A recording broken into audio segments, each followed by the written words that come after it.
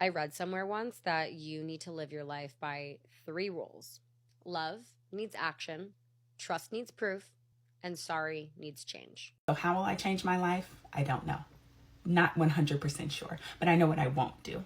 So, and just kind of brainstorming here, I'll start off with saying yes to everything, even the things that scare me, like pitching myself to work at new studios or gyms, or contacting brands, or better yet, replying to the brands that are in my email that I'm too scared to reply to. I know waking up at 5 or 6 a.m. is hard, but baby girl, the feeling that you will feel after you show up for yourself and you go on that walk or you go to that workout, you will feel so amazing. You will get a dopamine kick better than any long or like late night out. I swear to you, show up for yourself, do the things that you want to do, be the person that you want to become. You have to take the small steps every single day in order to make that happen. So start now. You truly do work on yourself, people and things drop like flies. And I also believe that that's why a lot of us won't go there, because you could get clear on your values and you could get clear on your yeses and nos, but if you don't live them and you don't put them into practice, it doesn't mean anything. It's like reading the next personal development book, but you don't do anything with it. But when you truly put it into practice, you start to mentally change as a person and you don't tolerate the same stuff anymore. And you don't bend over backwards for things you shouldn't be doing. And all of a sudden, relationships in your life will start to morph and change because those relationships were only there for the season in which you were the old version of you. And we're so terrified of change that like we don't want to do that. So we stay the same. And that's why people self-sabotage. These are 10 quotes that have changed my perspective, and I want to share them with you. Number 1, worrying about something before it happens only puts you through it twice. Number 2, don't waste your energy over something that you can't control. Number 3, holding a grudge is like drinking poison and expecting the other person to die. Number 4, if you get on the wrong train, get off at the nearest station. The longer you ride it, the more expensive the return trip will be. Number 5, a negative mind will never lead to a positive life. Number 6, you can be the sweetest peach on the tree, but if someone doesn't like peaches, they're gonna choose the apple even if it's rotten. Number 7, comparison is the thief of joy. Number 8, confusion is your answer. The right one won't make you confused. Number 9, the only competition you should have is with yourself. Number 10, if you're choosing between A and B, always go with the one you choose second, because if you wanted the first enough, you would have already done it. And that's it. I don't know who needs to hear this message, but you don't live life by watching on the sideline. You don't live life by watching on the sideline. You gotta start living. You gotta start playing this game. It's the only way you are going to learn. It's the only way you're going to assess what works for you, what does not work for you, what serves you, what no longer serves you. It's maturing. You got this. 2025 is yours. I'm already claiming it for you. I'm already claiming it for us, right? We're about to get clear on our goals, assess the things in our lives that are no longer serving us, and start living your life. Start living your life. Don't get distracted looking at everyone else's lane. That's not the point of this. That's not the point of this, babes. You gotta live for you. No one else. It is your life, your life, your life. I promise you. The moment you stop caring about everything else, silence the noise, it's yours, babes. You already won. I love you. It took me 4 years to learn what I'm about to teach you in the next minute and a half. It is never too late to reinvent yourself. You can decide that everything you have done up until this point in your life is irrelevant. You can choose today, right now, to start a completely new book, because your past does not have to equal your future unless you choose to live there. For years, I thought the identity that I was creating in the early stages of my 20s was going to be the identity I was going to have for the rest of my life. And it just doesn't have to be that way. I heard this quote from Tony Robbins, and it has just completely shaken my world. He says, the biggest conflict that humans experience on a daily basis is the need to remain consistent with how they choose to identify themselves. And that need to remain consistent is usually what forces people to stay stuck in how they've always been. There's just so much peace and beauty in knowing that just because you did something one way for a long period of time doesn't mean you have to keep doing it that way. You don't have to just manage your day-to-day, manage your circumstances. You can actually be the creator of your own life. And when that really clicked for me, I started to get excited about living again. The Sunday scaries started to go away. I just got really excited about the future, and I want you to know that the same thing can happen for you. I'm telling you, if you're feeling stuck in your life right now, do something differently. Change something. Make a power move. You deserve a life on your terms. You deserve a life that you're freaking obsessed with. You want to know one of the most freeing things in the world? Like, maybe it's the most freeing thing, and it gives me such a sense of peace that I walk around the world with every single day, is the fact that I have forgiven myself and everyone in my past that has ever hurt me. I think so many people are suffering because they're holding on to hurt, and they carry it around with them like heavy baggage. And we take that hurt and we take it into other new relationships. And because I've let go of guilt and shame and resentment and grudges that I was just walking around with every day, I can walk around the world so light and free and present. And I look at my past not with sadness or regret, but gratitude for every person, every experience, every learning lesson. Like, it's all served me. It's taught me something. It's made me grow and expand as a human being. And so I don't have to walk through life carrying a bunch of heavy emotion and pain from my past. And so I just recommend it. Not because you're letting anyone off the hook, but because you're giving yourself the gift of feeling good. I just wanted to share one thing that helped me completely transform every single area of my life, my relationships, my mental health, my physical health, my financial status. Every single thing in my life has gotten better because I learned how to create a habit. Now everyone's sharing these lists of, oh, I'm going to do this, this, and this. I'm going to start waking up early and doing this and that.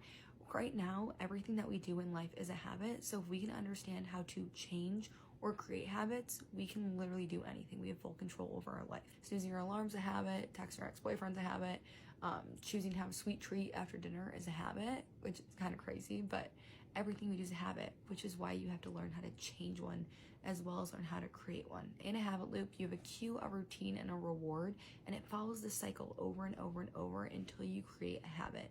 The cue could be something like a time or place, the routine's the actual habitual behavior, and the reward is what you're getting out of that habit loop. Now, the craziest thing about a habit loop is that the cue and the reward are linked. The routine's just something that we teach ourselves. When we get the cue, we really just want the reward. So we do the routine because that's what we've learned will get us there. So for example, say it's after dinner. That's the cue. And then the routine is to go get a sweet treat. And the reward is a spike of dopamine. So we have that little bit of happiness. We don't necessarily want the sweet treat. We want the spike of dopamine. We want the happiness. So we know if we go get that sweet treat, we'll be able to get it. Now, how you change a habit is you change the routine. You swap it out with something else. So if you're someone that gets a sweet treat every single night and you want to change that as a habit, you change that with something else that's going to give you dopamine, like calling a best friend, watching your favorite show, playing with your pet, even having your favorite drink. Like, I love a LaCroix. I don't know what it is about it. I just love the fizz. You can swap out that routine, and then that's how you'll create a new habit loop. If you want to create a new habit, say you want to start working out, you're going to strategically pick a cue, a routine, and a reward. The cue is going to be the time. What time are you going to start working out? Is it going to be early in the morning? Is it going to be right after work? Say it's at 5 o'clock right after work. The routine is going to be what you're doing. Are you going to be going outside and going on a walk? Or are you going to be going to the gym straight from work? What is the actual routine? And then the reward is you're going to get a boost in your brain from actually doing that workout. But then think about what else is your reward. Is it that you're working towards a healthy body, a healthy mind? Is that you're going to feel better about yourself? What's that reward that you're getting? You can use the habit loop to change your entire life. I've used it to change really everything about myself. I've created the habit of waking up earlier. I have a full morning routine. I have a nighttime routine. I started going to bed earlier. I do my skincare as a habit. Self-love as a habit. Also, another thing that helped me change my life is the concept of getting 1% better. Sometimes we see these trends of like the October arc where we want to change everything about our life. And we're like, you know what? I'm going to do these 10 things. I'm going to follow it over the next month, and and it's gonna be awesome. But the thing is that when we kind of overload ourselves, we set ourselves up for failure because no one can go from 0 to 100. But if we have the thought process of saying, you know what, I just want to get a little bit better every day, that's realistic, that's sustainable, that's something that we can do. So ask yourself right now, what is one thing you can start doing to get a little bit better? Can you start making your bed every day? Or maybe can you start going on a 20-minute walk every day, right? You know, when people are like, oh, I'm gonna work out 5 days a week, but you haven't worked out in months, that's really overwhelming to go from 0 to 100. Why not go walk 3 days a week? And then once you do that consistently, add on to it. Anyway, I just wanted to share because the habit loop has completely changed my entire life. If you have any habits you want me to break down and explain using the habit loop, let me know. I track my habits every single month. I do 10 daily, 3 weekly, and 3 monthly, but that's because I've been doing this for years. You can track 2 habits a month, and that's amazing. Part 6 of Start Building That New Life, sis. So when I declared last year that 24 was going to be my reinvention year, I was not playing with myself. One of the things I had to do was I had to lock in.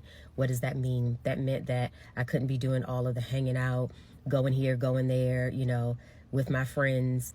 I had a limit. So I would give myself, and I actually still do this, I give myself 2 to 3 times a month I can actually hang out with other people outside of myself, and really more like twice a month, because that means that I am still staying focused on my goals. You know, if I do too much hanging out, I lose sight of what it is I'm supposed to do. So definitely lock in, figure out that schedule of what your social life is going to look like versus your personal development life. Okay. The second thing that I started doing was I made sure I was very mindful. I was very careful. I was very discerning of who I shared my new life with, meaning I wasn't going around telling everybody that I wanted to build this new life, because as my grandmother would say, I can show you better than I can tell you. Okay. So instead of me going around telling everyone, I had my accountability partner, and I had a few people, maybe I can count less than 5, that I told, hey, I'm moving into this new space. And, you know, I would appreciate your support as I'm building this new life for myself. But outside of that, be very discerning, okay? Because the fact of the matter is everybody is not excited for you. And it's not because they don't believe that you can, and it's not because they don't want to be excited for you, but a lot of times people are speaking to you out of their own fears. They're speaking to you out of the life that they could not build for themselves. So they are going to put their fears on you. You don't need that, okay? Because you already got enough fears that you're trying to talk yourself out of believing when you're trying to start this new life.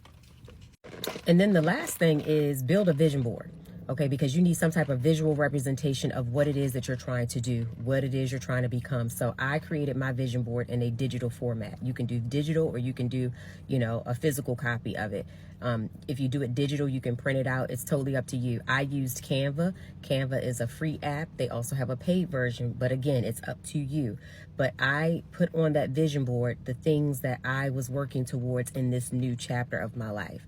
I only put 12 things on there because I don't think you need to do a whole lot, because you'll get, you know, overwhelmed. You can build out a vision board every quarter. You can do it for the year, or you can do it per month. It's totally up to you. But you need to have something visually that you are looking at every day that reminds you what you're working towards, right? What's the goal? And so I made my vision board my screensaver on my phone, on my computer, because I needed to see it every day. So I remembered, even on the days where it doesn't feel like the new life is coming along, it's coming along. All right.